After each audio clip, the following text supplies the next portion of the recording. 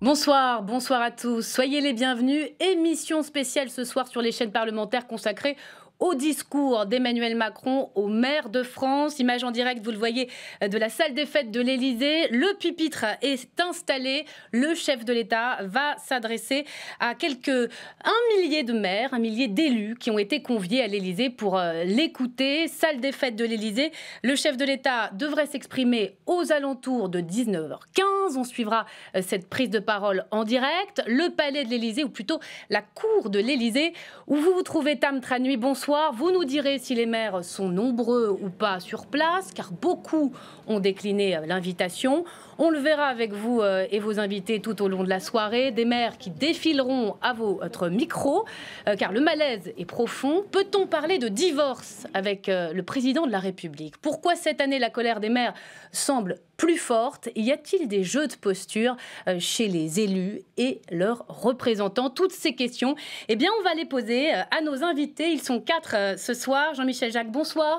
Vous êtes député La République En Marche du Morbihan, ancien maire de Brandérion, près de Lorient, 1400 habitants pour être précise. En face de vous, Julien Dive, bonsoir et bienvenue. Bonsoir Myriam. Député Les Républicains, vous aussi, vous connaissez très bien ce mandat de maire, puisque vous avez dirigé la ville d'Itancourt, petite commune rurale de 1000 habitants. C'est dans l'Aisne, vous êtes député de l'Aisne. Et puis pour m'accompagner sur ce dossier complexe des collectivités locales, Jean-Baptiste Forêt, bonsoir. Bonsoir. Bienvenue à vous, rédacteur en chef délégué de la Gazette des communes. Et Richard Verly, bonsoir à vous, éditorialiste LCP, ami de la chaîne, correspondant parisien du quotidien suisse Le Temps. Et vous vous apprêtez à vous lancer dans un tour de France des maires en colère. C'est pour cela qu'on vous a invité ce soir en quête à paraître pour les municipales prochaines en 2020. Avant de vous donner la parole, avant que le chef de l'État ne prenne, lui, la parole, on va tout de suite retrouver Tam Tranui qui nous attend dans la cour de l'Élysée. Tam, les maires espéraient entendre le président porte de Versailles où s'est ouvert le congrès des maires hier. Emmanuel Macron avait même promis de s'y rendre chaque année. Et patatras, finalement, c'est sous les ors de la République, dans cette salle des fêtes de l'Élysée, qu'il les reçoit ce soir. Est-ce qu'il y a du monde, d'abord? Première question, quelle est l'ambiance? Est-ce que beaucoup d'entre eux ont fini par décider de bouder cette réception? Bien écoutez, en tout cas, ceux qui sont là. Certains soulignent même que venir à l'Élysée, c'est un privilège. D'autres, au contraire, jugent qu'ils n'attendent pas grand-chose du chef de l'État et sont plutôt méfiants par rapport à cette invitation. Alors, vous l'avez dit, l'Élysée annonce environ 1000 maires qui devraient assister ce soir au discours d'Emmanuel Macron. On en a vu beaucoup devant le palais de l'Élysée jusqu'à la place Beauvau, non loin de là. 1000 maires sur 36 000 communes. Vous allez me dire, ce n'est peut-être pas beaucoup. Normal, compte tenu du fait que la salle des fêtes de l'Élysée a des capacités d'accueil limitées, mais il faut dire que ces maires ont aussi été choisis. Petit retour en arrière, à l'époque où l'association des maires de France pense que Emmanuel Macron va venir s'exprimer au congrès porte de Versailles. Elle envoie une information à environ 10 000 congressistes. Certains répondent qu'ils vont venir. Parmi ceux-là, il y a eu un nouveau tri, nous dit-on, au niveau de l'association des maires, effectué cette fois-ci par les préfets au niveau du département. Ils ont choisi des maires qui sauraient se tenir, nous dit-il, et qui n'interpelleraient pas trop violemment le chef de l'État. Et ce n'est qu'à eux que l'Élysée a envoyé un carton officiel, de quoi mettre en colère certains élus, notamment André Léniel, le numéro 2 de l'AMF, qui juge même que cette réception à l'Élysée, ce n'est finalement qu'un meeting. Et à quoi peut-on s'attendre sur la forme? Emmanuel Macron, peut-on lire ici ou là, devrait dialoguer directement avec les maires ce soir? C'est ce que nous a dit en tout cas le porte-parole du gouvernement, Benjamin Griveaux, en début d'après-midi. Il va y avoir donc, nous dit-on, une demi-heure de discours, puis un échange informel avec la salle pour bien montrer que le dialogue est là avec les élus. Pour l'exécutif, même ce dialogue n'a jamais été rompu. Il faut dire qu'il y a tout de même une pomme de discorde. Cette pomme de discorde, c'est la même depuis plusieurs mois. C'est la compensation de la taxe d'habitation. On en est au 6e scénario, nous disait il y a quelques jours pour le président du Sénat, Gérard Larcher. Eh bien, Emmanuel Macron, lui, la semaine dernière, dans un courrier envoyé aux édiles, a dit « Ne vous inquiétez pas, cela va être compensé à l'euro près ». Alors bien sûr, il y a de très nombreux maires qui attendent des annonces à ce sujet. Également, eh bien, on va voir si à travers ce dialogue que veut faire Emmanuel Macron avec les élus, il va y avoir un dialogue profondément renoué d'ici quelques minutes. Merci beaucoup Tam. Évidemment, on vous retrouve tout au long de cette soirée après le discours du chef de l'État pour les premières réactions des maires à votre micro. Alors sur la forme, pour commencer, on va y venir au fond du dossier, la taxe d'habitation notamment, mais il y a d'autres sujets. Sur la forme, Jean-Michel Jacques, qu'est-ce que vous en dites? C'est un manque de courage? Pourquoi ne pas aller se frotter au maire, après tout, pour un président qui aime le contact? Écoutez, au Congrès, j'entends. Tout simplement, l'agenda du président a été défini à un moment et il s'est avéré qu'il était pris. Vraiment? C'est une question d'agenda, vous pensez? Mais oui. Pourquoi? S'il voulait voir aucun maire, il aurait pu ne voir aucun maire.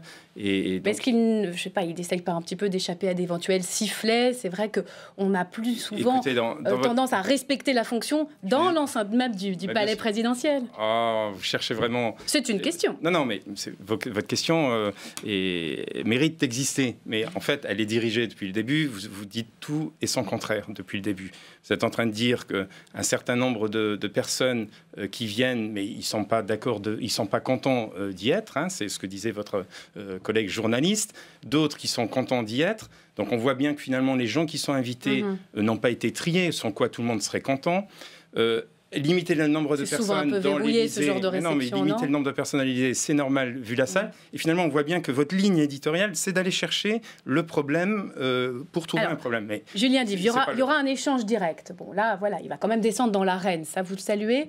Il va discuter directement avec des maires dans la salle qui vont l'interpeller. C'est un match à la maison. Les matchs à l'extérieur sont toujours plus difficiles, si je me permets une comparaison avec le sport. En vérité, les agendas se défont. Quand on veut, on peut aller rencontrer les maires. S'il avait vraiment voulu aller à Porte de Versailles, se confronter aux élus locaux, parce qu'il n'y a pas que des maires, il y a des élus municipaux qui sont engagés bénévolement dans la vie publique de leur commune, il aurait pu le faire, il aurait pu modifier son agenda. Après, il a eu peur de se faire malmener pour vous, c'est ça? Je sais pas, je pense que les maires savent se tenir quand même, ce sont aussi les dépositaires de l'ordre dans leur commune, donc les maires sont aussi des gens responsables, ils savent se tenir. Je crois vraiment que c'est regrettable parce que c'est une déception de plus pour les élus locaux. Le président de la République leur annonce en 2017 qu'il viendra chaque année rendre des comptes devant les élus locaux. Il l'avait fait l'an dernier. Bon, il y avait eu quelques moments un peu difficiles, mais à la fin... Il avait été sifflé, mais pas du tout sur l'ensemble du discours. Et au final, je pense qu'une promesse comme celle-ci, on doit pouvoir la tenir. Elle n'engage pas beaucoup quand même. Ça coûte rien de venir devant les maires, d'expliquer l'action et d'écouter surtout. Jean-Baptiste Fouret, vous qui les connaissez bien, les maires, vous régulièrement, vous les interviewez. On est vraiment dans une déception profonde là sur cette forme, sur cette promesse non tenue de venir à Porte de Versailles, où franchement on en fait un peu trop. On en fait quand même beaucoup. Il y a une part de jeu de rôle quand même dans cette affaire. Emmanuel Macron n'est pas le premier président de la République à sécher le Congrès des maires. On a eu Nicolas Sarkozy en pleine grogne de la taxe professionnelle. François Hollande s'est fait porter pâle à plusieurs reprises. Et là, pour le coup, Emmanuel Macron s'inscrit plutôt dans les pas de Nicolas Sarkozy, dans le sens où il reçoit les maires à l'Élysée, ce que n'avait pas fait François Hollande en plein Congrès des maires, ce qui est une façon quand même de flinguer le Congrès des maires. Il faut dire les choses très très clairement. Et c'est vrai qu'en termes de symbole, c'est quand même un petit peu calamiteux dans le sens où on a quand même tendance à penser à des précédents historiques, à des maires officiels. Ça fait un peu Second Empire. Alors, est-ce qu'Emmanuel Macron a d'ores et déjà flingué le Congrès des maires, comme vous dites? On va tout de suite leur poser la question. Tam Tranui, vous êtes avec un édile, un maire sans étiquette, je crois.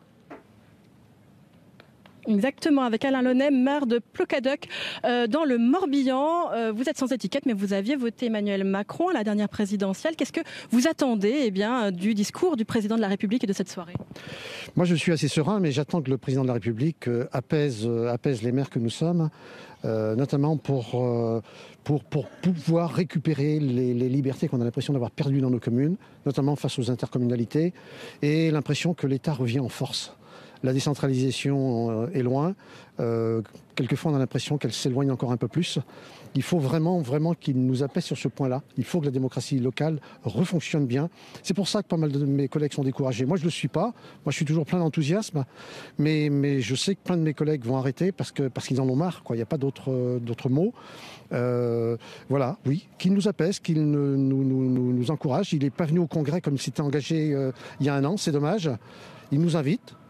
J'y suis, nous y sommes, et nous espérons que nous allons sortir regonflés, et la majorité de mes collègues également. Est-ce que vous attendez aussi des annonces peut-être sur la taxe d'habitation? On sait que ça, c'est une grande source d'inquiétude pour de très nombreux maires. Certains nous ont fait part justement du fait que ça leur posait de gros problèmes. Oui, quand je parlais tout à l'heure de démocratie locale, effectivement, comment voulez-vous que vous puissiez faire participer des citoyens quand ils ne payent plus d'impôts dans leur commune? Parce que c'est ce qui va arriver, effectivement. On va avoir des gens qui vont être que des consommateurs de services, et ils n'auront pas contribué au fonctionnement de ces services. Et effectivement, par rapport au fonctionnement des démocraties locales, comme je le disais, c'est un vrai handicap. Eh bien, merci beaucoup Alain Launay d'avoir répondu à mes questions, et je vous laisse donc partir vers cette salle des fêtes de l'Élysée où Emmanuel Macron va s'exprimer d'un instant à l'autre. Merci Tam, et vous revenez évidemment quand vous le souhaitez en direct tout au long de cette édition spéciale. Richard Verlier, on l'entend ce maire, on voit que le malaise est là, il ne date pas d'hier certes, mais est-ce que la colère elle est plus forte aujourd'hui quand on entend finalement que l'État revient en force et que la décentralisation est un peu affaiblie? En tout cas, cette mise en scène, elle prouve que l'État revient en force, puisque là, c'est vraiment la mise en scène de l'autorité présidentielle. Le président reçoit à l'Élysée, pendant 45 minutes, il va faire un grand discours. Je ne sais pas s'il y aura après un échange avec les maires, il me semble que c'est pas prévu. A priori, si, c'est ce qu'on nous indique. D'accord. Il va y avoir un échange informel. De quelle longueur? Comment ça va se passer? On verra d'ailleurs, on laissera du temps pour cet échange. Les règles du jeu sont fixées par l'Élysée, alors qu'effectivement, ce devrait être plutôt une journée d'écoute. Donc c'est toujours un peu le même problème avec Emmanuel Macron. Les Français, les maires représentants des Français ont besoin d'être écoutés, et lui délivre un grand discours. C'est comme ça que vous voyez les choses. Pour moi, j'ai l'impression que ça s'est répété à plusieurs fois. La verticalité reprend ses droits, là où justement il faudrait plus d'horizontalité, plus d'écoute. Non, écoutez, c'est normal que le président de la République s'exprime avant qu'il y ait un échange. Je trouve que c'est un peu caricatural ce que vous apportez comme élément. C'est normal que le président, d'ailleurs, il a écrit une lettre que chaque maire a reçue, prenant plusieurs points, des points importants, et qui reprend déjà et qui indique bien, et monsieur pourrait peut-être revenir sur le sujet. On va y venir sur le fond, allez-y. Que les finances et la dotation globale pour l'ensemble des collectivités reste identique. En fait, c'est un faux bruit de dire qu'elles baissent. Alors, partiellement, elles peuvent baisser à certains endroits parce que les dynamiques de communes sont différentes. Mais dire qu'il y a une baisse, c'est un peu facile. Et donc, il est normal qu'avant que les gens puissent poser des questions, que le président de la République exprime aussi sa feuille de route qu'il a déjà inscrit dans une lettre qu'il a envoyée. Dans un courrier adressé à tous les maires. Et on nous dit à l'oreillette, depuis l'Élysée, qu'il y a plus de 2000 maires qui sont présents. Donc, c'est déjà 1000 de plus que prévu. Jean-Baptiste Fouret, pour ceux qui ne connaissent pas bien ce dossier, de quoi souffrent le plus les maires aujourd'hui dans notre pays? Ils souffrent de l'empilement des réformes depuis une dizaine d'années. C'est-à-dire qu'on a eu la suppression de la taxe professionnelle, on a maintenant la suppression de la taxe d'habitation, et puis on a toute une avalanche de réformes territoriales avec le pouvoir, les centres de décision qui s'éloignent de plus en plus des premiers magistrats. Et ça, c'est vraiment un motif de stress, d'angoisse. Le ministre des collectivités, Sébastien Lecornu, parle des irritants de la réforme territoriale. Peut-être qu'Emmanuel Macron lèvera un certain nombre de ces irritants institutionnels. Le volet institutionnel est très important pour Emmanuel Macron parce qu'il n'engendre pas la moindre dépense nouvelle. Donc ça, c'est quand même, ça fait partie de sa grille de lecture. Mais pour bien comprendre, est-ce que les motifs de mécontentement sont liés à des politiques et des réformes qui s'accumulent, qui s'empilent, ou est-ce qu'elles sont davantage de l'ordre du ressenti, manque de considération et inquiétude quant à l'avenir sur notamment les moyens financiers? Les deux, mon capitaine, en fait. Les deux. Julien Dive, vous avez été maire.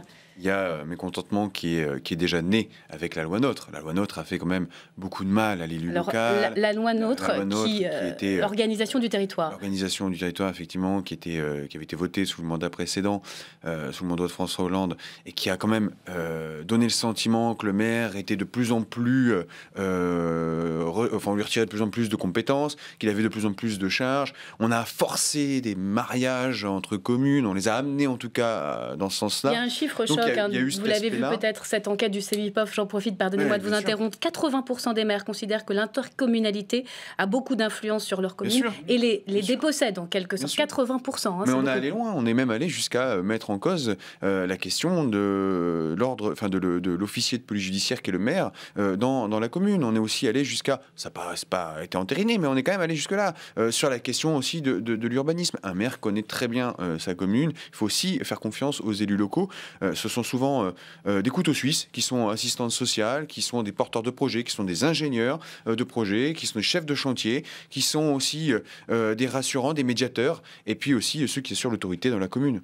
Jean-Michel Jacques, peut-être pouvez-vous nous dire, vous qui avez l'expérience du terrain et de ce mandat qui reste un mandat extrêmement respecté, extrêmement apprécié des Français, le mandat de maire, qui sont les maires les plus en difficulté? Les ruraux, les périurbains? Alors là vraiment, je pense qu'il y en a dans les deux, parce que c'est des difficultés différentes, mais ils sont face à des difficultés tous les deux.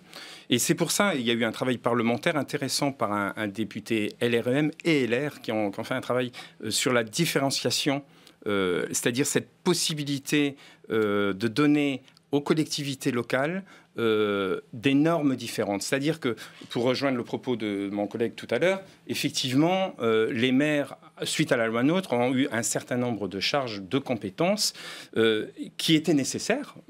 Tout n'est pas acheté, bien au contraire, qui étaient nécessaires, mais parfois qui étaient trop contraintes. Et donc là, il va y avoir, et c'était aussi dans la lettre du président de la République qui a été envoyée à tous les maires, eh bien, cette possibilité de différenciation, c'est-à-dire que chaque territoire, avec sa particularité, pourra mettre en place, dire certains noms ne conviennent pas à mon territoire parce que c'est une montagne, parce qu'il y a la mer, parce que... Et donc, qu'on soit de ville ou qu'on soit au milieu rural, c'est un outil qui va être intéressant. Et je pense que, et en tout cas j'espère, parce qu'il ne faut pas oublier qu'on est tous là pour aider nos concitoyens, parce qu'on aime notre pays, parce qu'on veut sortir de cette difficulté qui date de plusieurs décennies, eh bien, je crois que ces outils qui vont être mis en place vont pouvoir permettre de réconcilier tout le monde et ensemble avoir un projet ambitieux pour notre pays. Alors, suppression de la taxe d'habitation, inquiétude sur la future compensation dans 3 ans, intercommunalité, on parle aussi des indemnités des maires. Aujourd'hui, beaucoup de retraités sont maires, mais quand on est actif,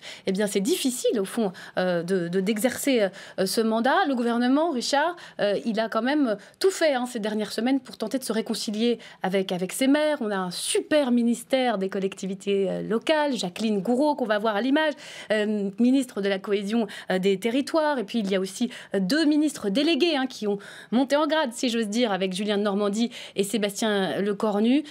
Ça suffit pas? Pour répondre à mon voisin, je dirais que ce discours et ce moment peut être une chance.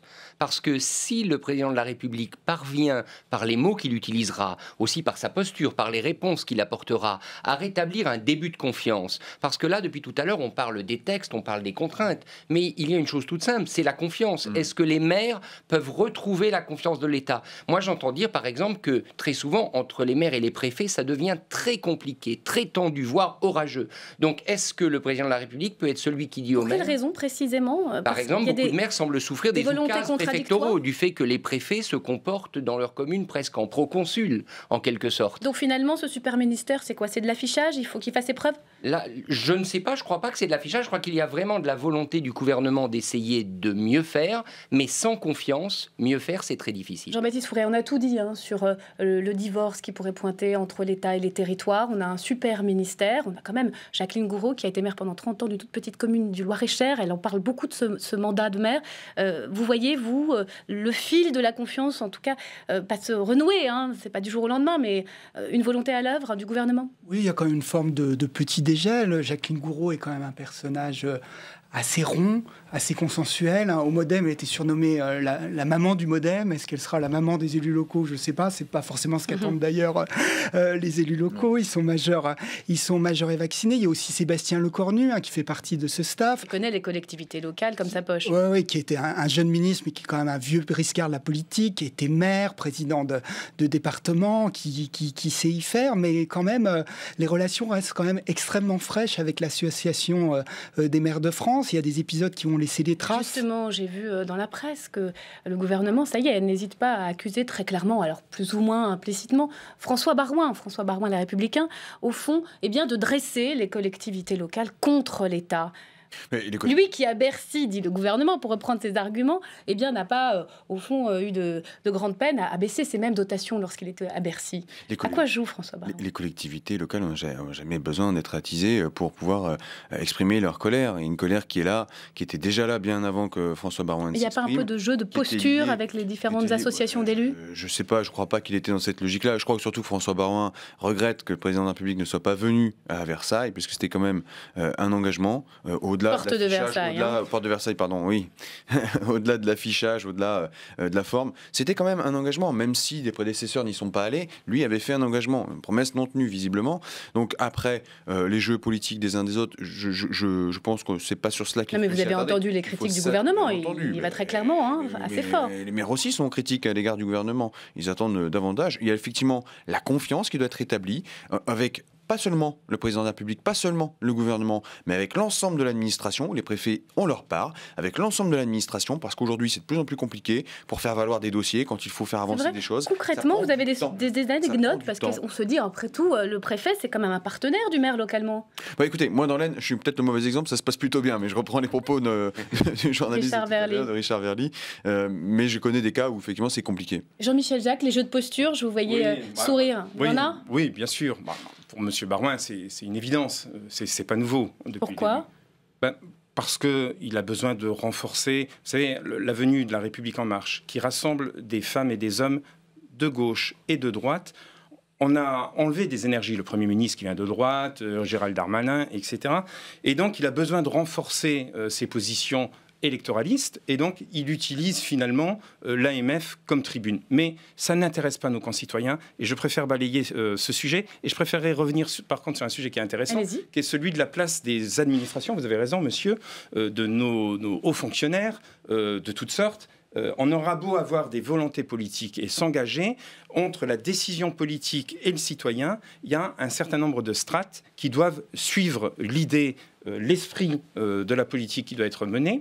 Et beaucoup le font très bien, mais certains, pas forcément. Alors si vous me donniez, est-ce qu'il y a des exemples, alors je ne vais pas parler de mon département, mais parce que ça se passe globalement bien, ce n'est pas un souci. Mais j'ai eu des collègues députés qui m'ont rapporté au moment où on a arrêté, vous vous souvenez, les emplois aidés, pas arrêté totalement, on avait un tiers simplement, pas ça fait partie des grands motifs d'insatisfaction des élus locaux. Certains hauts fonctionnaires et certains qui disaient et qui appelaient les maires en disant vous n'avez plus le droit à aucun contrat, ce qui était totalement faux. Il n'y avait qu'un tiers des contrats. Et donc, vous voyez, parfois, par simplicité, simplement parce que c'est plus simple de le dire comme ça on ferme les portes, parce qu'on est dans une gestion administrative, mais pas dans un esprit politique, et donc ça crée des désordres et entre nos concitoyens et le politique. Et c'est ça qu'il faut réconcilier. Et moi, j'appelle, et je crois que le président de la République a prévu de faire une réunion avec les hauts fonctionnaires. Et moi, je pense que l'État de notre pays demande un grand rassemblement des hommes de gauche et de droite pour travailler pour notre pays, mais aussi tous ceux qui sont en responsabilité, fonctionnaires, journalistes aussi, qui ont un rôle important et qui doivent faire de la pédagogie, pas forcément... Richard Verly, vous vouliez réagir, et puis on retournera voir Tam Tranu dans la cour de l'Élysée juste après. Je me demande, parce qu'on est sur la chaîne parlementaire, si on n'est pas aussi dans l'apprentissage du non-cumul strict des mandats. Avant, les maires avaient quand même à l'Assemblée nationale des avocats en permanence qui étaient les députés maires. J'ai testé pendant un an. Oui. Voilà, cet échelon a disparu, et j'ai l'impression que ça a quand même une conséquence sur le climat politique actuel, parce que les maires se sentent peut-être moins soutenus, et c'est une question que j'aimerais poser à nos deux députés. Je me permets une comparaison. Moi, donc effectivement, j'ai été député maire pendant un an, parce que j'ai été élu en partiel en 2016. Et la première mesure que j'ai prise, d'ailleurs, ça a été de supprimer mon indemnité de maire, parce qu'il y a souvent aussi ce problème-là où on nous pointait du doigt le cumul des indemnités, etc. Moi, j'avais fait le choix, je serais maire bénévole, et j'ai été maire bénévole. Et aujourd'hui, je suis conseiller municipal bénévole, et toujours autant engagé. La question, c'est, on se plaint très souvent de la distance de nos députés européens. On a l'impression que les députés européens sont très loin, et on va encore avoir ce sujet-là avec les élections européennes qui arrivent dans quelques mois. Eh bien, on va bientôt tester, et on est en train de tester, le Parlement, le député ou le sénateur éloigné du territoire. Déconnecté, vous diriez ? Éloigné. Parce que être maire, c'est quand même une expérience extraordinaire, pour bien, comme un chef d'entreprise d'ailleurs. Mais c'est d'ailleurs, on peut parfois comparer, sauf que le maire ne met pas en avance ses deniers personnels. Il n'empêche qu'il y a une comparaison qui est intéressante, parce que c'est formateur en termes d'expérience, pour ensuite prendre et créer la loi de manière concrète, avec cette expérience. Voilà, l'expérience du terrain, justement, on y va sur le terrain. Tam Tranui, dans la cour de l'Élysée. Vous êtes avec Jérôme Perra, un maire de droite, juste avant le discours du président de la République, qui ne devrait plus tarder maintenant. Exactement, Jérôme Perra, maire de la Roque-Gageac en Dordogne. Eh bien, qu'est-ce que vous attendez tout simplement du discours du président de la République et de l'échange que vous allez avoir avec lui ? On attend, je crois, tous des éclaircissements sur un certain nombre de normes qui ont été prises récemment. La plus emblématique pour nous, les maires, c'est évidemment la taxe d'habitation. Ça a été fait sans concertation réelle, même si pour les Français qui payent moins de taxes d'habitation, on peut comprendre que pour nos concitoyens, c'est une avancée en termes de pouvoir d'achat. Pour nous, on a besoin de certitude sur les finances de nos communes. Et on a besoin de savoir comment, à l'avenir, cette compensation... on ne peut pas rester sur un système de compensation par l'État, parce que ça revient à une forme de recentralisation. Donc il nous faut une vraie réforme de la fiscalité locale. Je crois que c'est là-dessus, moi, que j'attends beaucoup. Oui, le président de la République a promis dans un courrier la semaine dernière, encore une fois, une compensation à l'euro près, mais vous voulez des mécanismes beaucoup plus précis. Il faut surtout que les mairies et les collectivités locales puissent continuer à voter un impôt local dont elles maîtrisent le taux, dont elles répondent devant leurs concitoyens. On n'est pas là pour voter un impôt que l'État enlève et ensuite nous compense. Ça, c'est de la recentralisation. On veut des choses beaucoup plus claires et saines en ces matières-là. Et personnellement, je ne doute pas que le président soit capable de donner des éclaircissements. C'est ce que l'on va voir d'ici quelques minutes. Merci beaucoup, Jérôme Perra, de nous avoir dit vos attentes à quelques minutes du discours du président de la République. Merci à vous, Tam Tranui. Merci infiniment. Monsieur, pardonnez-moi, Jean-Michel Jacques, on entendait ce maire, c'est ce thème de la taxe d'habitation qui revient de manière incessante. Vous êtes dans la majorité, on entend, ça sera compensé à l'euro près. Faites-nous confiance. Mais l'inquiétude, elle est là, parce que après, dans les 3 ans où vraiment il va falloir trouver des ressources, rien n'est moins sûr, on ne sait pas. Il va y avoir une réforme des finances locales et c'est l'interrogation. Le propos de ce maire est très juste et je peux comprendre qu'il puisse se poser la question, mais ça a été dit et redit et ce sera fait. La taxe d'habitation sera remboursée à l'euro près. Mais vous comprenez que certains maires puissent en douter, ne serait-ce que ça. Et on peut douter de tout, mais je le comprends, mais bien sûr. C'est humainement, on peut le comprendre. Par contre, ce qui est intéressant, quand même, c'est de voir que le fait, ce qui va se passer, c'est qu'on va donner du pouvoir d'achat à nos concitoyens. Et on le voit bien que c'est le problème actuel, le problème de nos concitoyens, c'est le pouvoir d'achat. Et donc, c'est important à un moment de dégager la possibilité, et les maires vont s'en réjouir aussi que leurs concitoyens aient un pouvoir d'achat plus fort. Parce que les maires n'ont aucun plaisir à devoir prendre en charge tout. Ce qu'ils veulent, c'est que leurs concitoyens puissent avoir une capacité à vivre et convenablement et à pouvoir avoir tous les services. Jean-Baptiste Fourré, alors que vous le voyez, la salle des fêtes est bien remplie. Maintenant, on attend le discours d'Emmanuel Macron d'une minute à l'autre. Maintenant, Jean-Baptiste Fourré, la taxe d'habitation, c'est ce qui revient en permanence. Comment la compenser ? Une réforme des finances locales, de la fiscalité locale est en cours. Est-ce que vraiment personne ne va en pâtir ? Elle n'est pas très avancée, cette réforme de la fiscalité locale. Emmanuel Macron l'avait promise l'année dernière lors du Congrès, et 1 an après, le brouillard est toujours aussi épais. D'après ce qu'on sait, on s'acheminerait vers un jeu de bonneteau entre les collectivités. C'est-à-dire que la part que touchent les départements sur le foncier bâti retomberait vers les communes. Mais le problème, c'est que les départements évidemment, ne veulent pas entendre parler de ça. Et pour la première fois dans l'histoire des associations d'élus, on a une union sacrée des départements, des régions, des communes contre ce qu'ils appellent l'ultra-centralisation d'Emmanuel Macron. Donc le rapport de force est en train de bouger. Oui, les régions, les départements, les communes, au fond, dans un front d'opposants sur ce dossier-là à Emmanuel Macron. Vous pensez que c'est possible? Alors, vous êtes dans l'opposition, Julien Dive, mais est-ce qu'on peut croire la parole quand même publique aujourd'hui pour estimer que les collectivités seront compensées? La parole publique a de valeur lorsqu'elle est tenue. Un tien vaut mieux que deux, tu l'auras. Aujourd'hui, on nous explique que la TH sera compensée. On verra si ce sera vraiment le cas. Mais surtout, moi, ce qui m'interpelle, c'est ce qui vient d'être présenté. Les départements ? Voilà.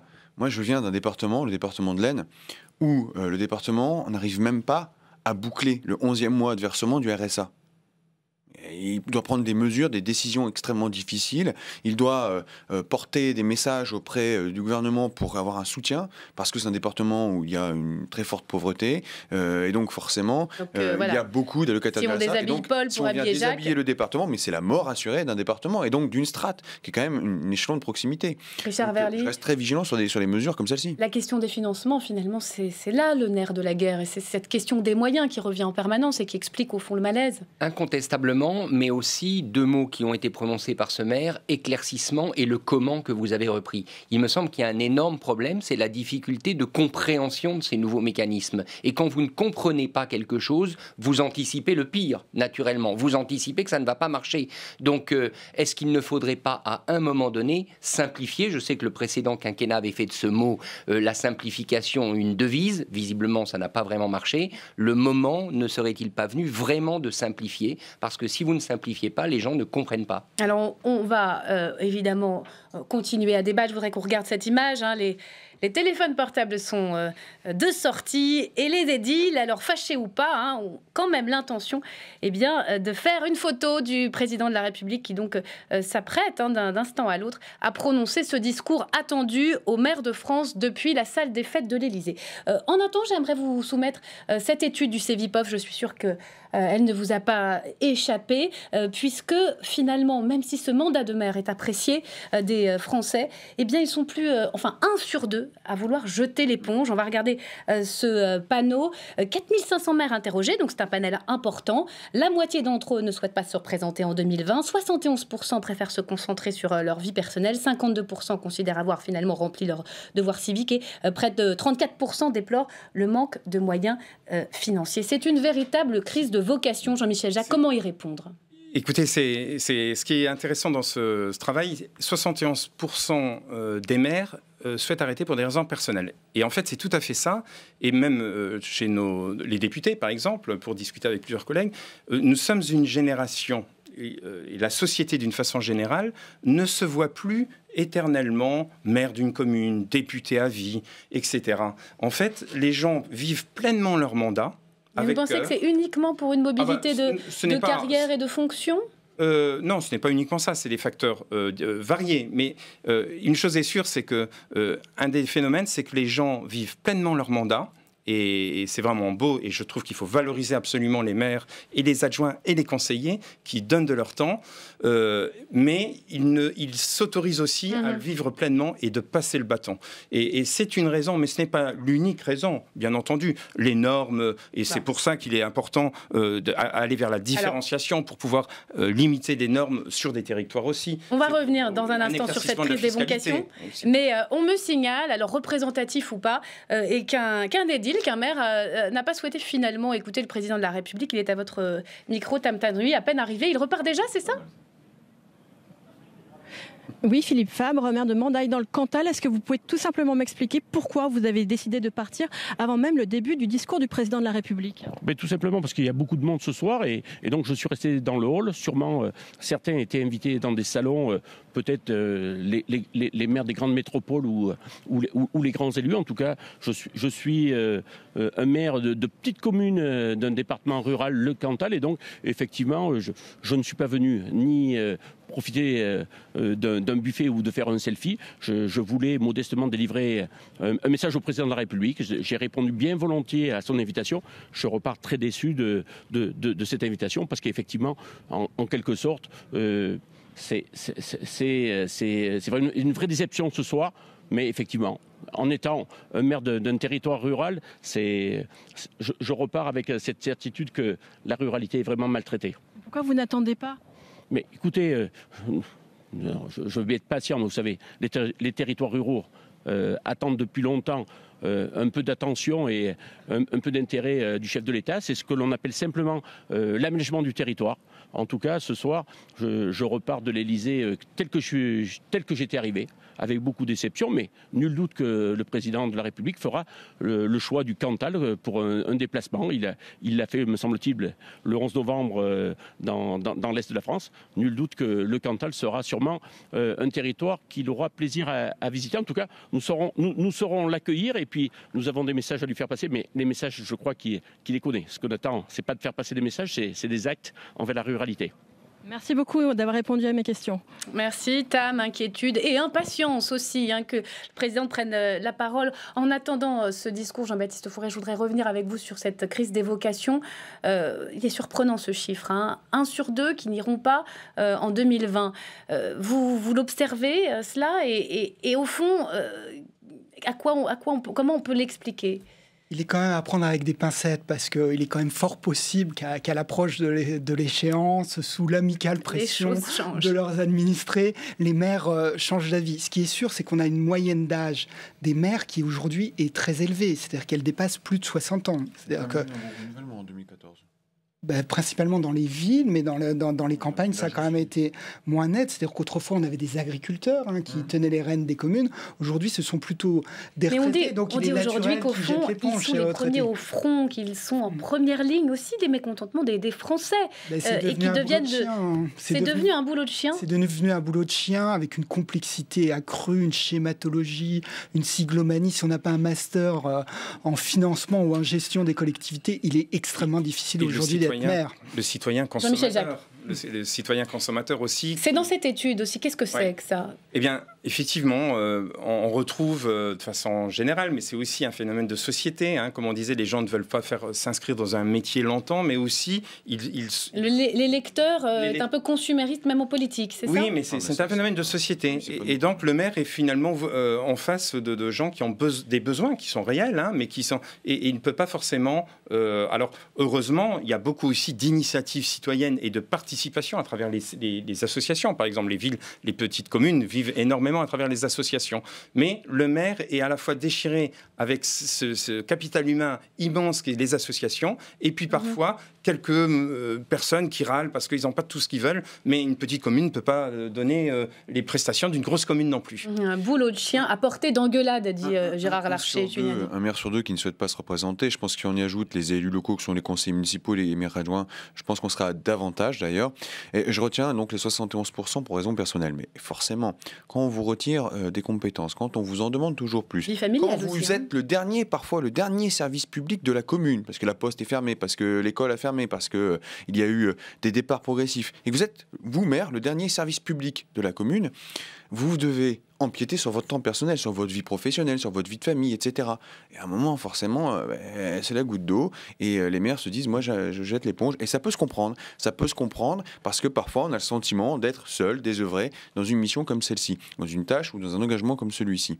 Il n'empêche, ça reste un beau mandat qu'il faut accompagner. Peut-être qu'il se convient de soulever la question du statut d'élu. On pourra en parler après, si vous le souhaitez, parce qu'il y a aussi cette question-là. Tout à l'heure, on parlait de la vie professionnelle, on parlait des élus locaux qui étaient souvent des retraités.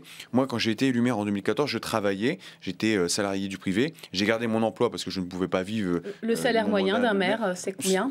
Dans une petite commune, moi j'étais... Les indemnités. Alors l'indemnité, oui, c'est pas un salaire, l'indemnité était à 1500, mais je l'avais baissé, je prenais 1300, et j'avais par contre réduit sur mon temps professionnel, j'étais passé de 100% de temps professionnel à 70% de temps professionnel, et là-dessus, moi j'étais à la mairie le samedi et parfois le dimanche. Jean-Baptiste Fouret, pour être revue à la hausse, cette indemnité, c'est ce que laisse entendre Jacqueline Gouraud. L'indemnité des maires dans les petites communes, dans les 3/4 des communes, elle est de moins de 1 000 € par mois. Oui. Donc c'est très très peu. Le président de l'association des maires ruraux de France, Vannick Berberian, a coutume de dire, c'est un sujet d'actualité, que son indemnité file chez le pompiste.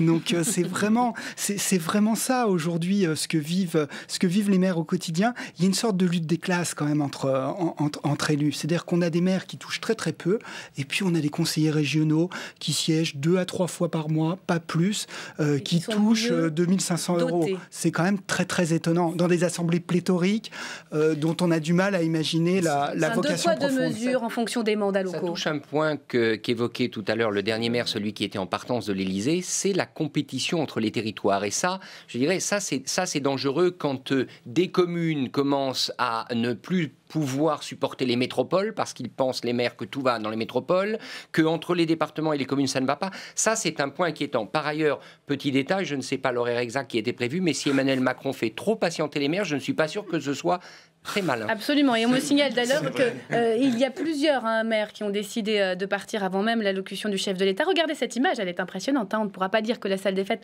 n'est pas largement remplie. Et voilà, on les voit à l'image. On voit en tout cas des départs. Est-ce que ce sont des maires? Est-ce que ce sont des conseillers? En tout cas, certaines personnes s'en vont.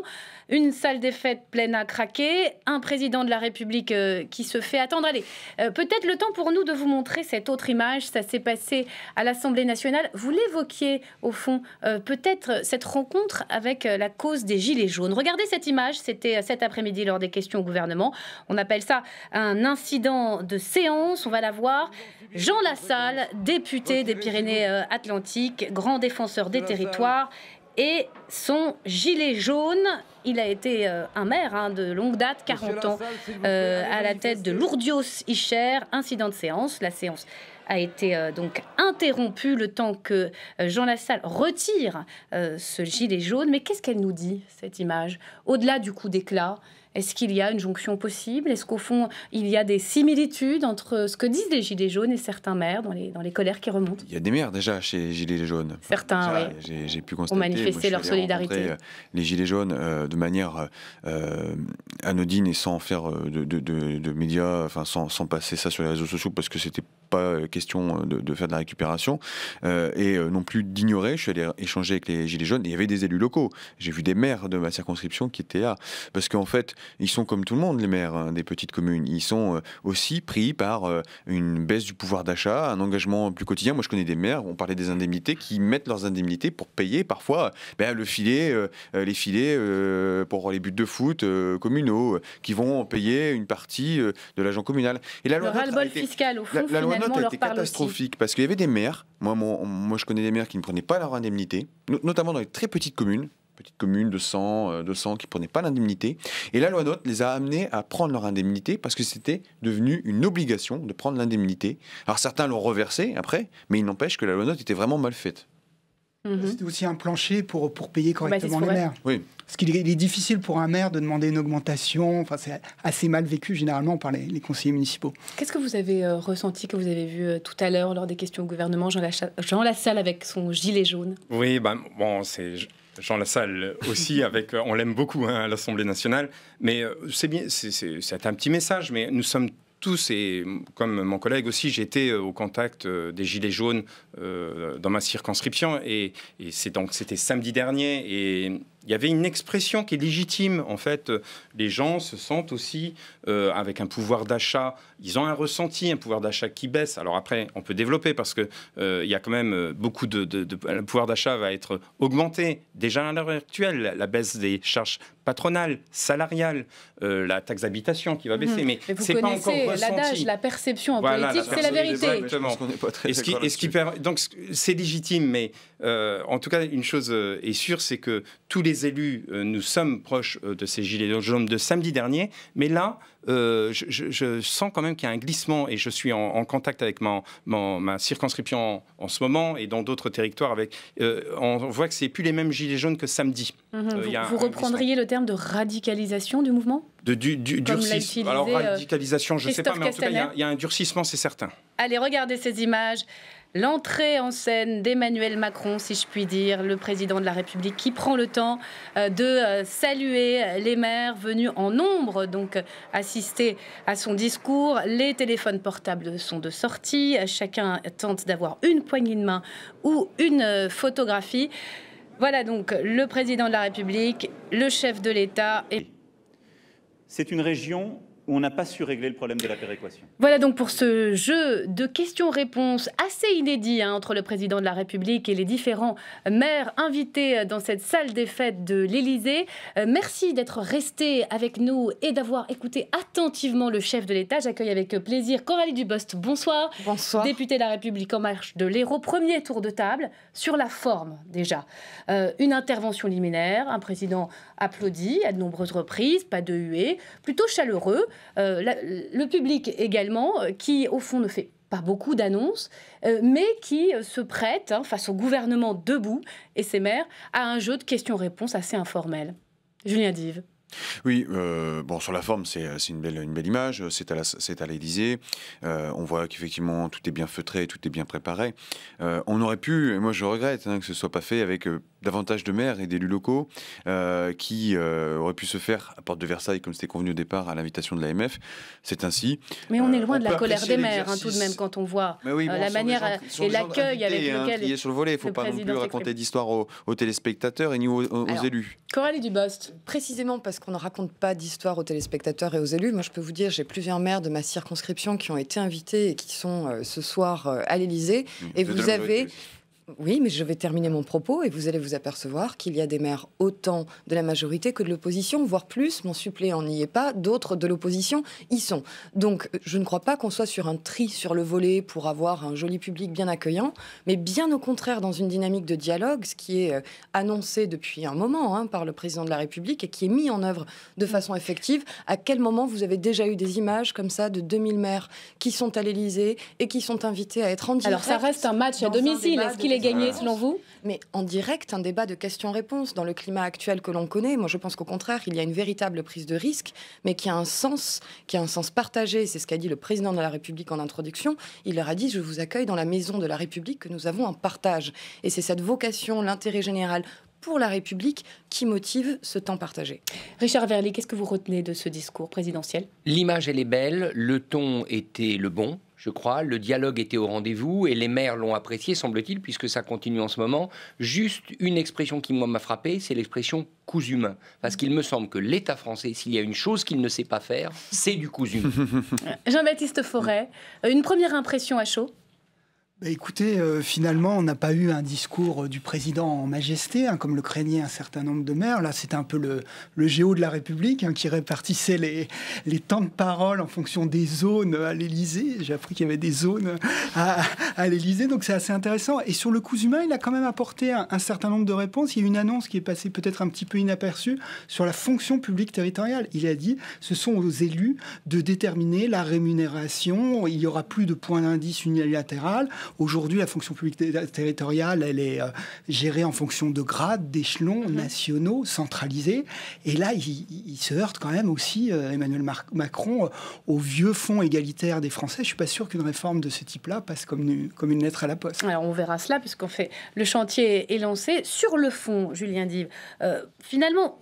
peu d'annonces. Moi, il y a une chose m'a surprise.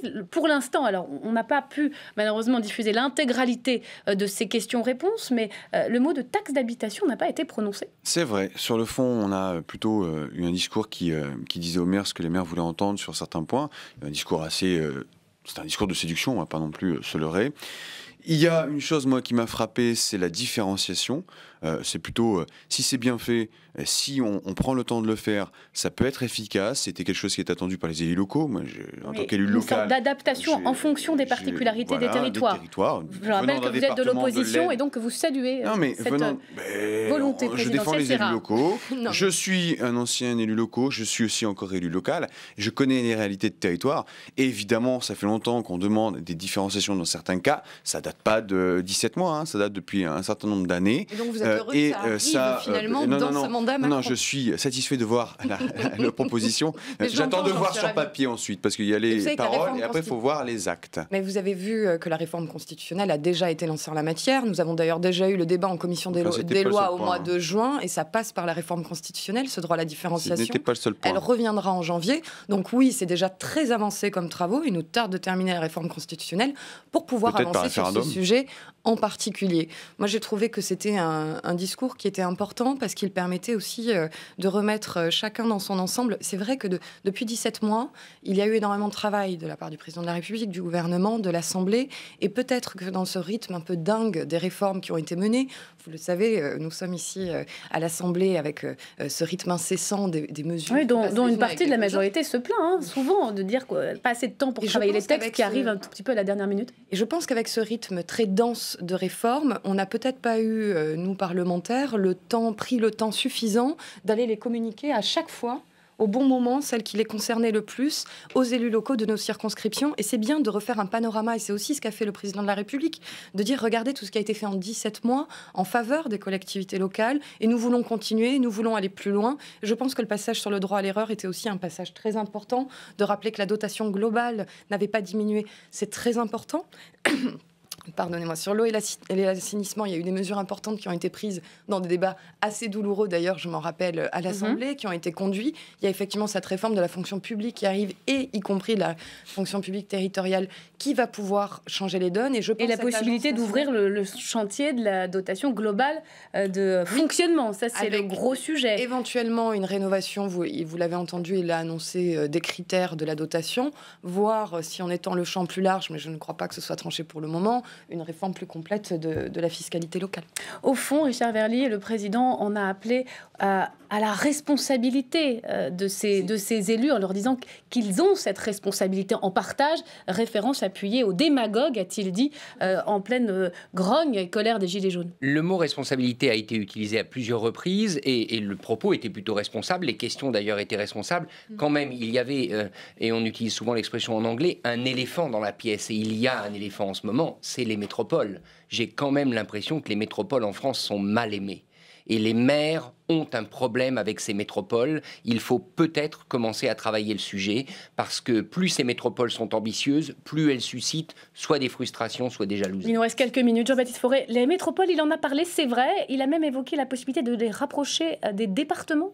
Oui, tout à fait. Alors, c'était un projet qu'avait développé Emmanuel Macron lors de sa campagne. Il voulait fusionner toutes les métropoles, parce qu'on a en France 22 métropoles, il faut le savoir. C'est un peu étonnant. Je ne pensais pas que Clermont-Ferrand était une métropole à vocation internationale. J'aime beaucoup Clermont-Ferrand par ailleurs. Et donc là, il a évoqué plutôt 3 à 4 métropoles qui seraient fusionnées avec les départements.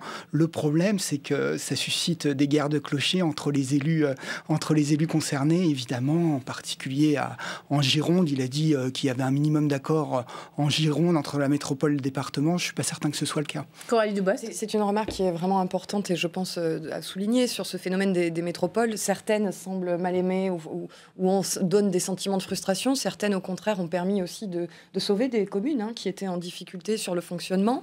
Et je pense que ce point-là, au-delà des métropoles qui peuvent potentiellement être fusionnées par les départements, appelle effectivement à regarder ces nouveaux bassins de vie qui ont été délimités. Comment est-ce qu'ils fonctionnent? Comment est-ce qu'on a organisé des contre-pouvoirs aussi dans ces organes de gouvernance qui ne sont pas encore par suffrage direct, mais peut-être qu'on y arrivera un jour. Et il est important que le concitoyen, qui est plus éloigné finalement dans l'information de la décision de ce qui se passe en métropole, puisse avoir une lisibilité là-dessus, parce que ça engage autant son quotidien que les décisions qui sont prises par le maire de sa commune. Richard Verly, vous vouliez réagir et puis ensuite on va dans la cour de l'Élysée pour les réactions. Parce qu'il est à l'écran en ce moment, vous voyez François Bayrou au premier rang. Est-ce qu'il est devenu au fond le conseiller politique territoire d'Emmanuel Macron?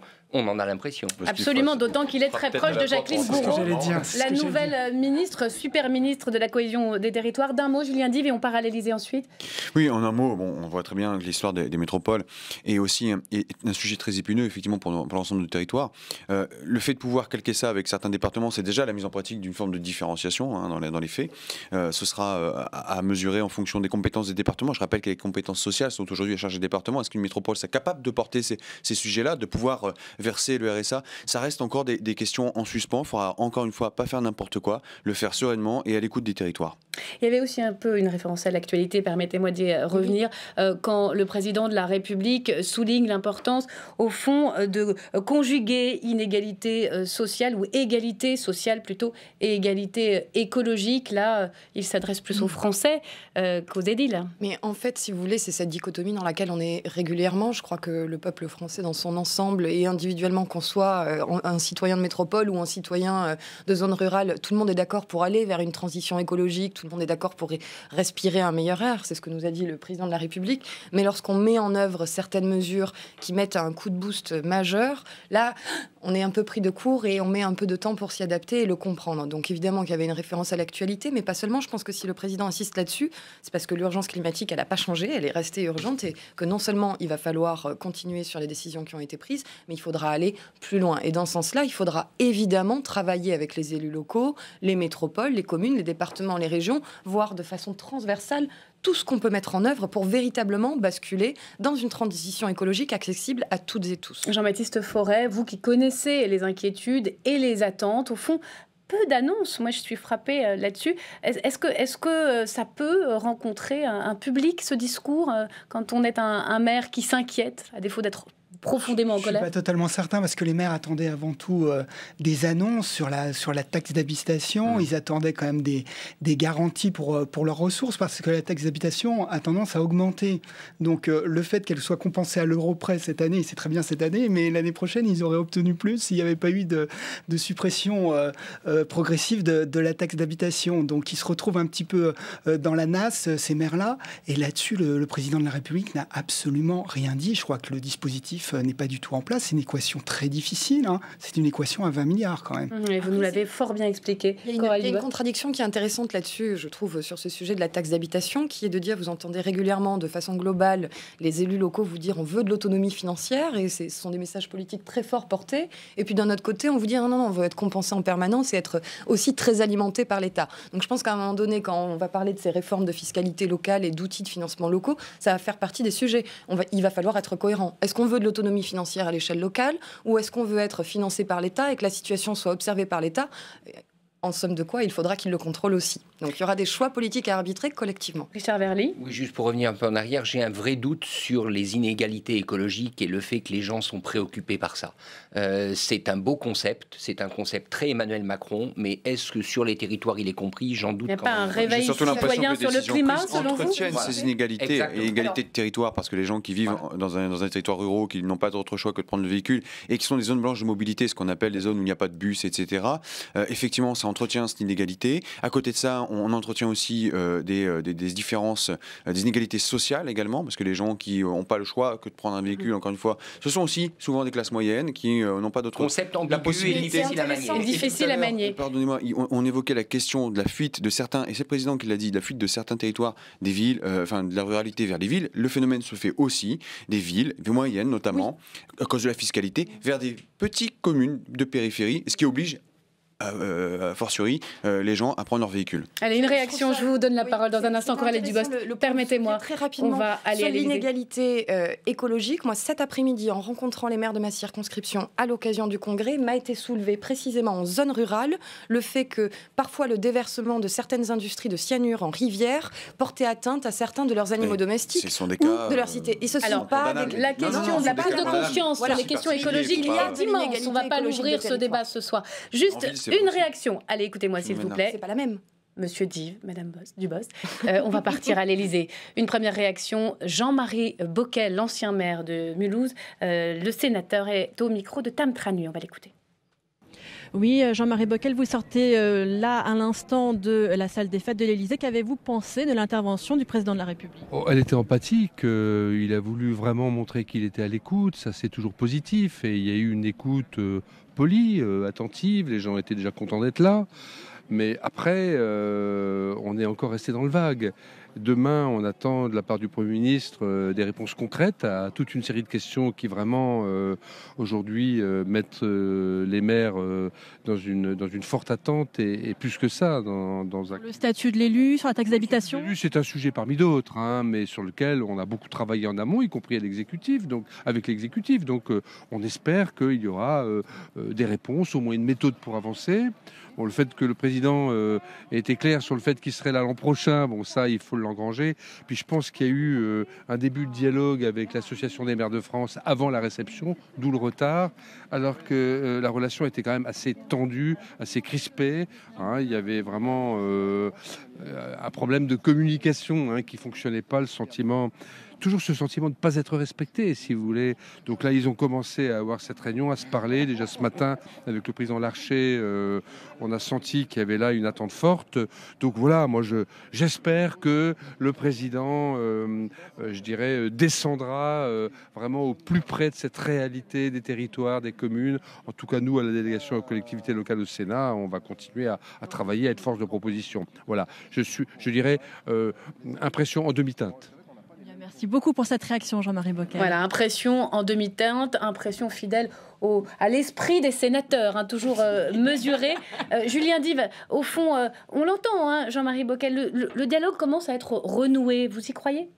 Il est obligé de renouer le dialogue quand même. C'était quand même devenu un mal nécessaire de pouvoir se contraindre à échanger avec les élus locaux. Et il faut le faire aussi avec les Français qui manifestent leur colère dans la rue. Ça sera bien aussi.